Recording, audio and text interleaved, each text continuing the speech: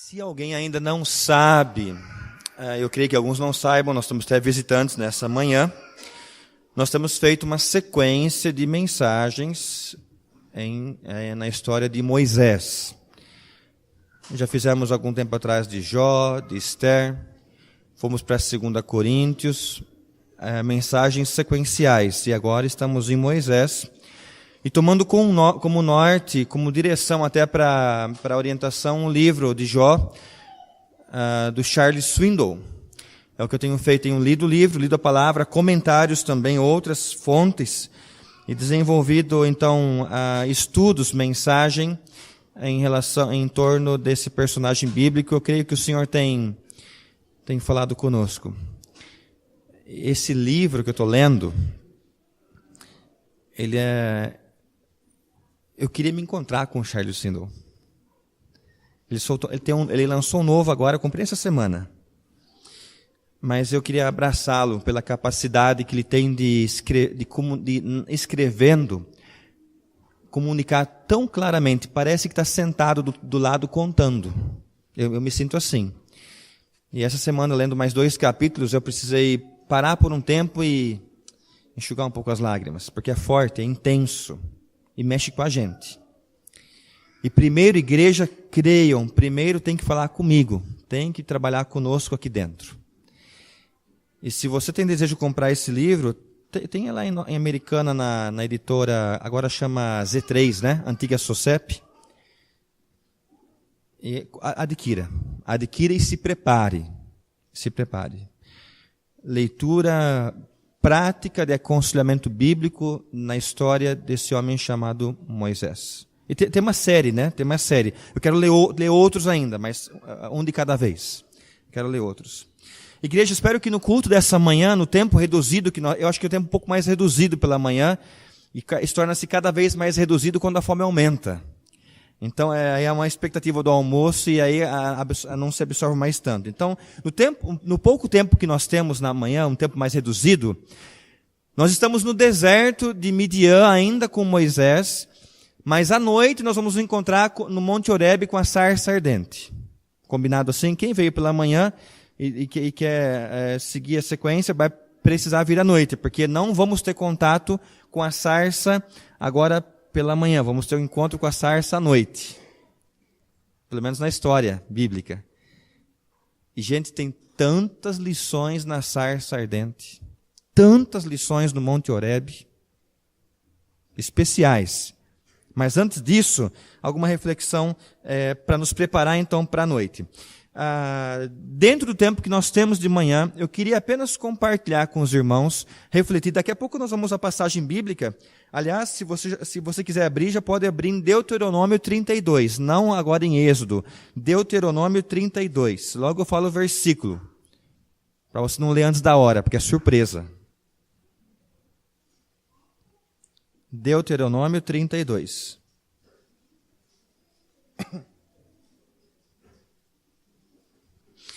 Então, como que nos preparando para a mensagem da noite, vamos abordar algo sobre os desertos de Deus para nós.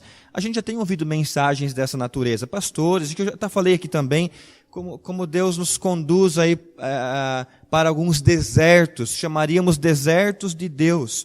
E Moisés passou um tempo significativo no deserto. Eu nunca estive num deserto propriamente dito. Alguém já esteve num deserto mesmo, assim? Wagner, você já foi no deserto? Quem mais já foi no deserto aqui? Pastor Cid? Roberto? Eu não sei falar com propriedade como eles poderiam falar. Mas o Charles Swindoll disse que ele foi para um deserto já. O silêncio é algo extremamente que incomoda. Ele falou, quando você não pode... Eu até pensei em fazer um teste hoje pela manhã, a gente ficar aqui absolutamente em silêncio. Não dá, né? Eu vou descartar essa hipótese. Tem crianças, passarinho cantando. Se você começar a parar para pensar, você ouve muitos barulhos, muitos. Mas o Charles Swindoll falou que num deserto é tão silencioso, é tão quieto, que dá uma agonia. E ao mesmo tempo você ouve coisas. Deus trabalha com algumas coisas que talvez no barulho você nunca vai conseguir ouvir. Ele tenta colocar isso em palavras. A riqueza do som do silêncio. A riqueza da quietude, daquilo onde não se ouve nada, a não ser talvez umas rajadas de vento passando pela... Quando extremamente silencioso. E Moisés passa esse tempo no deserto. Então, quando nós pensamos num lugar muito seco, árido, e mesmo provavelmente, aqui a gente vendo agora, muitas pessoas como eu nunca estivemos num lugar assim, nós temos a memória que é na nossa mente, que é um local de pessoas morando, mas com pouca vida. Muito quente, muito seco, talvez muito frio à noite, como é do Atacama, quando o pastor Claudinei contava. À noite gelado, e durante o dia 45 graus, algo intenso. Mas o nosso amigo pastor Charles Sino, ele fala sobre a escola de Deus no deserto. Um lugar onde Deus permite que os seus filhos fiquem com um propósito de prepará-los para uma tarefa especial na vida. Ele permite que eu e você fiquemos num deserto, entre aspas, porque o Senhor quer nos preparar para algo muito especial na vida. Igreja, essa questão de deserto, ela pode ter muitas faces. Podemos mencionar algumas. Por exemplo, cuidando de alguém doente na família, ou de um idoso, por um longo período. Uma espécie de um deserto, talvez uma condição física que impede que você faça alguma coisa. Você adquiriu uma limitação, não consegue mais fazer o que você fazia antes. Pode ser uma espécie de deserto, a realidade de algum filho rebelde. Sim, a realidade de alguém que não obedece e tem que conviver com isso e não sabe mais o que fazer, pode ser um deserto. Talvez a mudança para algum lugar, até por conta de um emprego ou alguma outra circunstância, onde você perde seus laços aonde você está e vai para um outro lugar onde você não conhece ninguém e sente saudade, a dor da saudade. Pode ser um fracasso na escola, um fracasso na faculdade, um fracasso na profissão, o fracasso em algum relacionamento. Aliás, domingo passado, falamos sobre o conceito de fracasso na vida de Moisés. Pode ser um emprego desgastante. Tem, não tem? Ou se tem? Pode ser um emprego desmotivador, desertos, entre aspas, que são no qual nós estamos inseridos, e aí você pode ter na sua mente talvez outros tipos de deserto. Eu falei alguns, mas podem ter vários. Então, esse conceito de deserto, para nossa aplicação, tem muitas faces, e ele pode até ser um lugar cheio de pessoas. Pode, mas ao mesmo tempo solitário. Pode ser. Lembra os discípulos, quando Jesus morreu, e ficaram dentro de um cômodo, estavam como que lá, trancados. Não é isso que a palavra diz? Tinha gente, mas estavam sozinhos. Passaram por um deserto ali. Depois Jesus aparece a eles. Mas a Bíblia fala que estavam trancados num local, mas solitários. Então, no nosso deserto pode até chover constantemente, pode ter muita flor, muito verde, mas ao mesmo tempo ele é seco. Ele é árido, ele é sem vida. Igreja, sobre os desertos, eu queria só fazer duas considerações, já vamos para o versículo bíblico. Duas colocações. Primeira delas, o Senhor permitiu ou permite que nós passemos pelo que estamos passando. Se estamos onde estamos, se passamos pelo que passamos, o Senhor deu a permissão. Eu não quero voltar ao estudo de Jó, mas isso nos ajuda muito. Em última análise, a soberania, a aprovação do Senhor. Eu sei que isso é difícil tantas vezes de digerir. Para mim é. Talvez você tenha a sua história, eu tenho a minha história. Mas se cremos no Deus soberano, que reina sobre as nações, se passamos pelo que passamos, se vivemos o que vivemos, em última análise, o Senhor deu a sua permissão. Segunda colocação. Por quê? É uma resposta primeira. Porque o Senhor, agora a gente tem que se preparar, né? Porque o Senhor conhece o lugar na nossa vida onde as distrações podem ser silenciadas para que a gente ouça a voz dele. Vamos traduzir? A gente anda muito distraído. Muito distraído. E o Senhor sabe como silenciar a nossa distração. Ele é especialista nisso. Ele sabe quando tem que conduzir alguém para um deserto, para que silencie as distrações da vida. O termo hebraico para a palavra deserto é midbar, que vem de dabar. Sabe o que significa? Falar.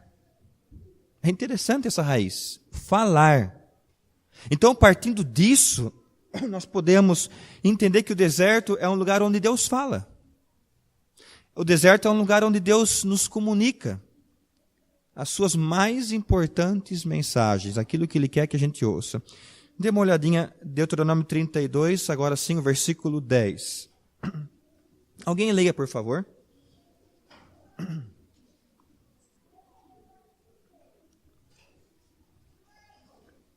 Um de cada vez, tá? Alguém se habilita à leitura? Isto.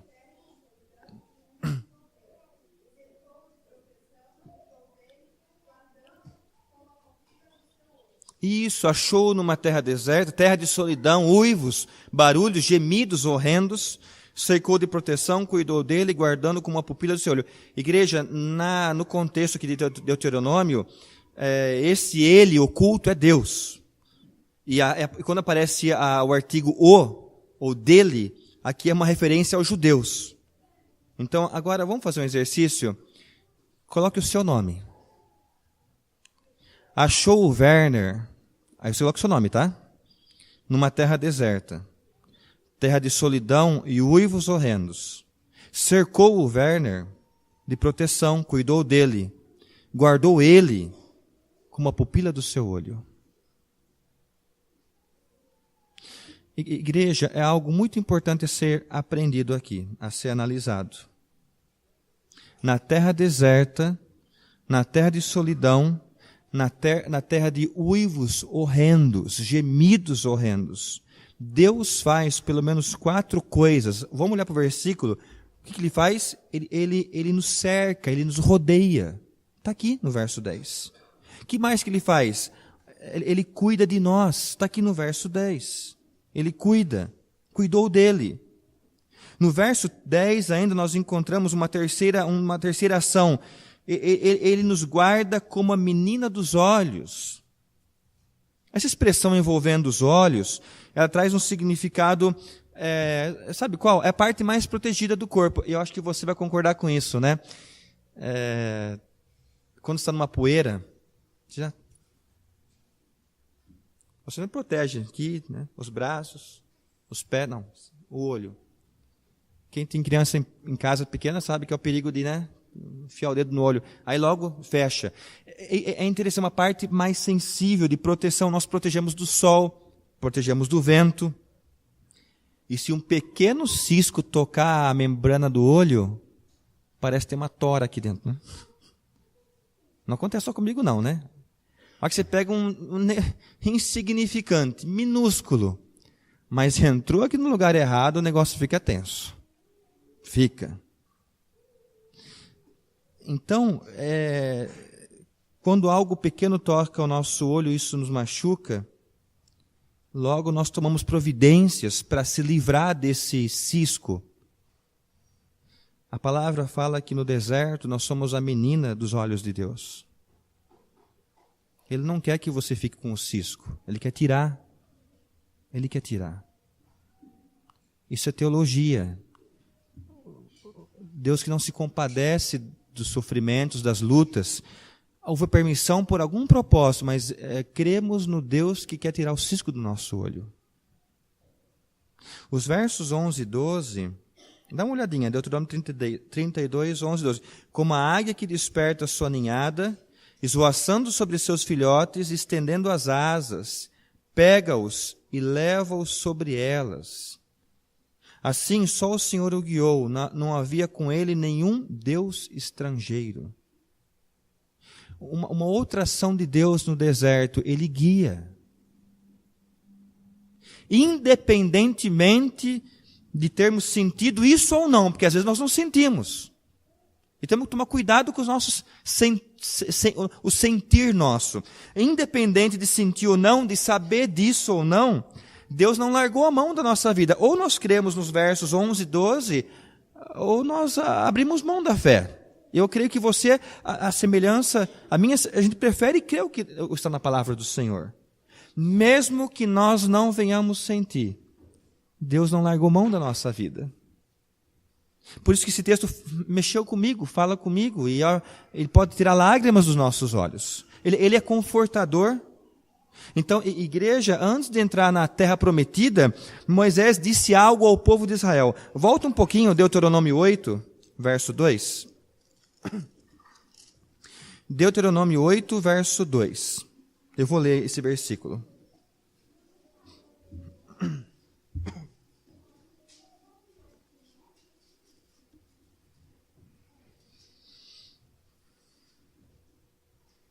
Isso é antes de entrar na terra prometida, Moisés profere essas palavras ao povo. E te lembrarás de todo o caminho pelo qual o Senhor teu Deus tem te conduzido durante esses 40 anos no deserto, a fim de te humilhar e te provar, para saber o que estava no teu coração, se guardarias ou não os seus mandamentos. Será que esse texto está mais claro para nós agora? Eu acho que nem jogou um farolete, jogou um holofote em cima desse versículo. Sabe por quê? Só alguém que viveu o deserto pode falar algo com tanta propriedade. Concordam com isso? Quando Moisés falava isso para o povo, ele estava falando de quem?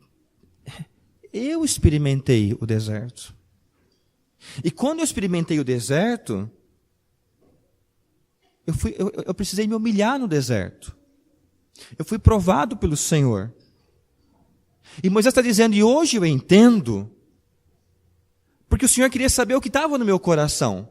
Se eu ainda era o Moisés do Egito, intelectual, militar, poderoso em palavras e obras, ou se era alguém obediente a Ele.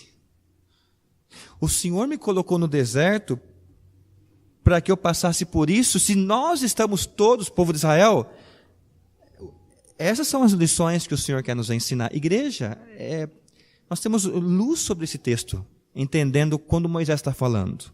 Temos luz. Então, só alguém que viveu o deserto pode falar algo como no versículo 2 de Deuteronômio 8. Há muita propriedade aqui, há vida aqui. Igreja, vamos pensar sobre algo dentro dessa linha condutora. Eu quero que você faça um exercício. Agora a parte prática. É a lição para nós.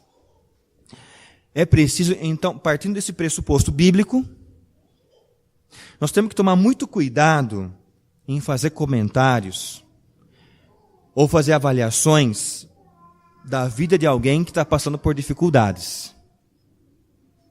De qualquer natureza que seja. Sabe por quê? Da perspectiva divina do deserto de Deus, para os seus filhos, em última análise, é uma manifestação grandiosa do amor de Deus para com aquela pessoa. É uma manifestação grandiosa do amor de Deus. Pastor, mas como é difícil entender isso? Eu concordo, mas nós temos respaldo bíblico. Mesmo que seja difícil entender, compreender isso, é a forma de Deus dizer que precisa trabalhar algo mais naquela pessoa, naquela vida, para uma obra mais especial ali à frente. Foi com Moisés. Parece que há choro, existem os uivos, os gemidos, mas o Senhor já está lendo à frente. Olha, além disto, há uma obra mais especial que está à frente. Igreja, se a gente entender isso de forma bíblica, nós vamos ser menos críticos. Vamos ser mais cuidadosos em comentários. Porque a tendência humana, não, a pessoa está passando isso porque aquilo. A pessoa está passando aquilo porque fez isso. Cuidado. Cuidado com comentários dessa natureza. O nunca passar por provações não deve ser um bom sinal, biblicamente falando. Mas, pastor, agora é a crise. Quem nunca passou por provações, entenda, isso não deve ser um bom sinal. Porque aqueles que, quando os filhos de Deus passam pelo que passam, manifestação do amor e do carinho, do cuidado do Senhor. Os desertos são importantes para nós. São necessários. Tem um hino, não é cantado em nosso meio, é porque o Charles Swindoll menciona isso. Tem um hino que os americanos cantam bastante, chamado Firme Fundamento. O hino é de 1878, um hino antigo. Ele tem a seguinte letra: quando o teu caminho estiver cheio de tropeços, minha graça toda suficiente será teu consolo. As chamas não te ferirão, pois eu só quero consumir as tuas impurezas, refinar o teu ouro. As chamas não te ferirão, pois só quero consumir as tuas impurezas, refinar o teu ouro. E nós temos um hino do cantor cristão, nós vamos cantar depois no último hino, 330. Quando a dor ou a aflição vem turbar o coração, é preciso confiar a Jesus tudo entregar. Quando nos cercar o mal, Deus jamais põe na fornalha ardente, no deserto, para nos destruir. Não é isso. Pense sobre isso. Deus jamais põe na fornalha ardente do deserto para destruir. Ele quer refinar. Ele quer refinar. Em meio a essa solidão, a areia, em meio a esse calor, em meio aos uivos, como foi a versão que a Vivian leu, que é a versão que eu tenho, nós nos tornamos uma ferramenta nas mãos do Senhor. Talvez você já tenha convivido, acho isso bem interessante, talvez você já tenha convivido ou conversado com pessoas purificadas pelo deserto. Sabe como a gente vê essas pessoas? Elas são pessoas mais confiáveis. São pessoas sinceramente humildes. São pessoas bondosas e mansas. O deserto quebra o nosso ego. O deserto quebra a nossa brabeza. O deserto foi necessário para isso. Foi importante. Êxodo 3:1. Caminhando para o nosso final. Êxodo, final é temporário, a noite continua, né? É um preparo para a noite. Êxodo 3, verso 1. Fechamos semana passada, Êxodo 2. 3:1.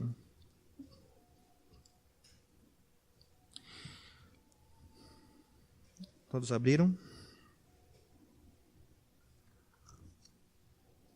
Moisés estava cuidando, acompanhe com os olhos, por favor. Moisés estava cuidando do rebanho de Jetro, seu sogro, sacerdote de Midian, e levou o rebanho para o lado oposto do deserto, chegando a Horebe, o monte de Deus. Igreja, para nossa manhã, no deserto nós aprendemos a fazer coisa que nós nunca sonhamos. Eu diria que é uma espécie de especialização, é uma pós-graduação de Deus. Eu queria usar o recurso agora da projeção do slide. Conseguimos? Está funcionando, Richard? Tá, né? A especialização no deserto. Nós somos pós-graduados no quê? Na obscuridade. Ou seja, ali faltou fechar com aspas, tá? Eu tenho que aprender a ser ninguém. A ser ninguém. Moisés teve que enfrentar o fato de não ser ninguém. E quando nós pensamos na escola que ele teve, na escola egípcia, lembra que eu preguei alguns domingos? Gente chegando no palácio, aulas particulares, treinamento militar. A Bíblia fala poderoso em obras e em palavras. Eu falei sobre isso, talvez o Moisés faraó primeiro. o faraó Moisés primeiro, toda a bagagem que ele tinha, ele se encontra conduzindo o que aqui no deserto? Um rebanho. Está no versículo 1. Então, nessa especialização de Deus, nessa pós-graduação de Deus, Ele também quer nos ensinar, como ensinou, a gente tem que entender que não somos ninguém. Não são títulos, não são graduações, não são viagens que você fez, os carros que você tem. Não são nem os amigos que você tem, com quem você tem andado. Isso são coisas perigosas. Mas o que o Senhor quer é mostrar aqui no deserto, Ele quer nos ensinar a obscuridade, a não ser ninguém.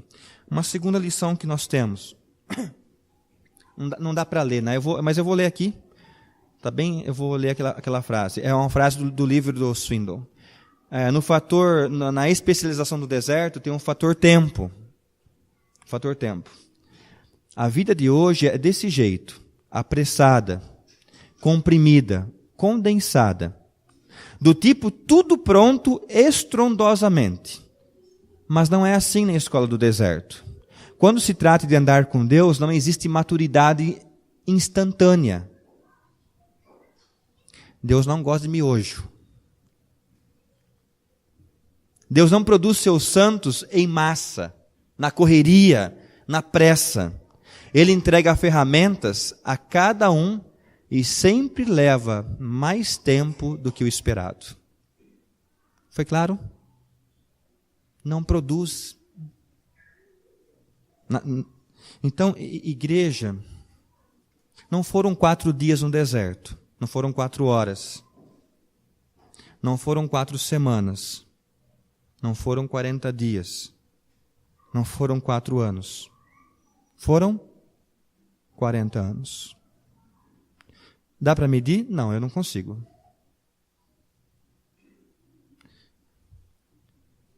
De 0 a 40, 39 no Egito. De 40 a 80 no deserto. Que limpeza Deus tinha que fazer na mente de Moisés. Quanto tempo? Deus não só planeja a largura de um teste, mas o comprimento dele. Isso é importante a gente entender. Deus não só planeja a largura de um teste, mas o comprimento dele. É uma outra especialização. A próxima? Em solidão. No deserto, em solidão. E eu volto apenas a lembrar, o silêncio é estranho para muitos de nós, não é estranho?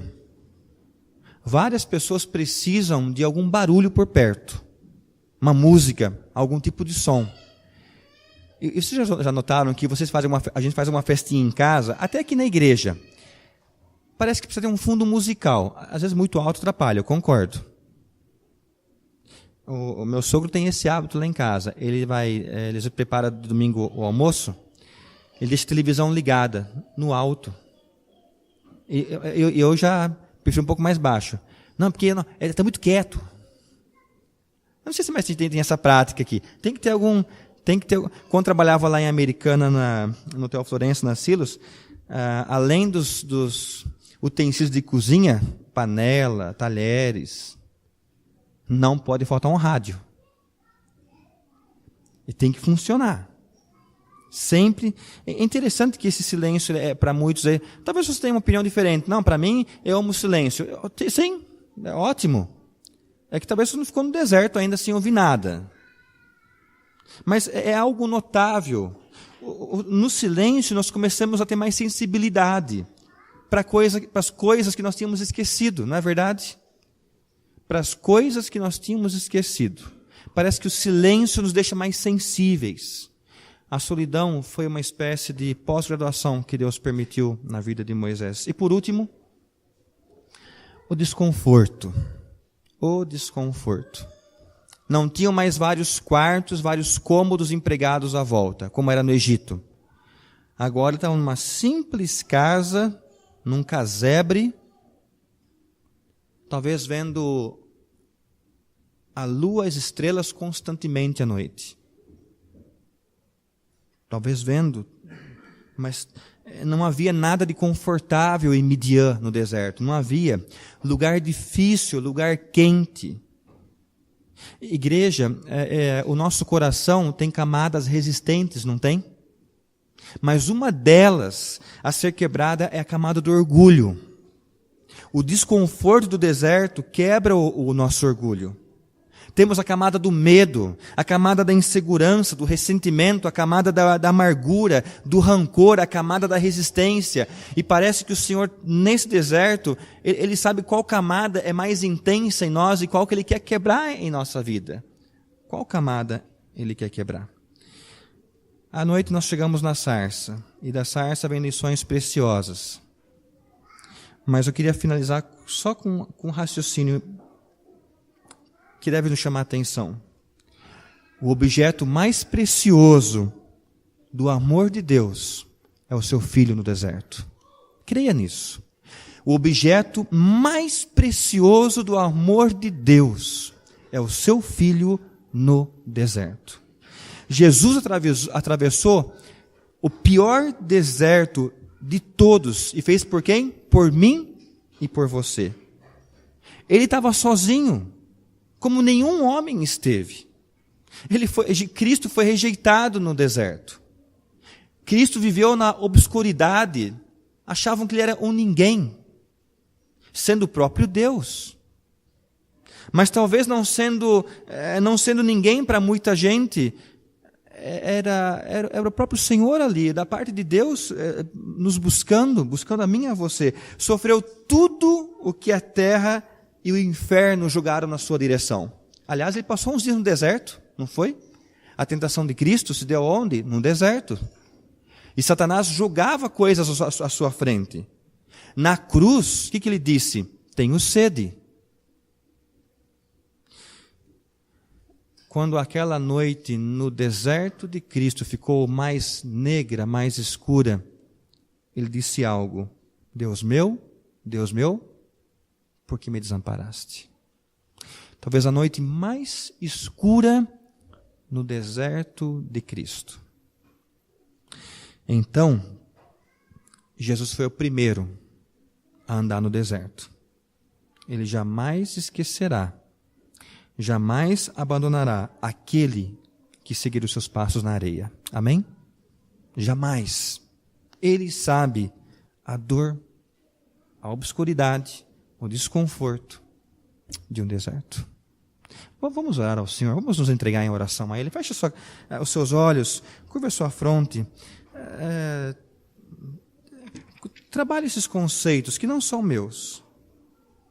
Se você tem passado por lutas, provações, manifestação do amor de Deus na sua vida. Creia nisso. O nunca passar por provações não é um bom sinal. Logo, quando se passa pelo deserto, você se torna o objeto mais precioso do amor de Deus. Mais precioso. Senhor Deus, nós te louvamos pela tua palavra, tão intensa, tão real para as nossas vidas. Nós pedimos perdão ao Senhor pelas murmurações. Pedimos perdão ao Senhor pelos falatórios desnecessários, pelos comentários, até acerca de outras pessoas. Tantas vezes não entendendo que aquela pessoa está sendo alvo do amor inescrutável do Senhor. E permita-nos, ó Deus, ajuda-nos a entender o trabalho do Senhor em nossas vidas. Nós queremos te louvar, te adorar, por estarmos ligados a um Deus que não erra,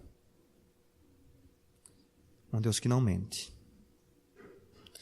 Ó Deus, sonda os nossos corações e que através das lutas, dos desertos, a semelhança de Moisés, o tempo que for,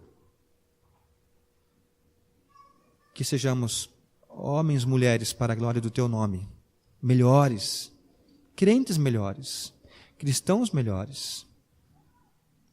Mas nós te louvamos e te bendizemos, porque cremos por tua palavra que o Senhor cuida de nós, guia. E mesmo no deserto, o Senhor rodeia a cada um de nós, nos rodeia. Louvado seja o teu nome pelo teu cuidado sobre as nossas vidas. Mesmo tantas vezes não sentindo, não entendendo, mas nosso coração se entrega, crendo que é assim que o Senhor age. Que isso fique plantado em nosso coração, para que o Senhor seja honrado e glorificado. Oramos pedindo, agradecidos, em nome do nosso Senhor e Salvador Jesus. Amém. Amém.